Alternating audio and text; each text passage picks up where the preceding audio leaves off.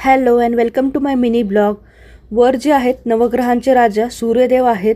आज आपण दर्शन घेत आहोत नवग्रहांचे. मागच्या ब्लॉगमध्ये आपण शनिदेवाचं दर्शन घेतलं आहे. हे आहेत शनिदेव नवग्रहांमधले एक. हे आहेत केतुदेव. सर्व नवग्रहांची छोटी छोटी मंदिरे बांधण्यात आलेली आहेत. हे आहेत गुरुदेव. हे आहेत बुधदेव.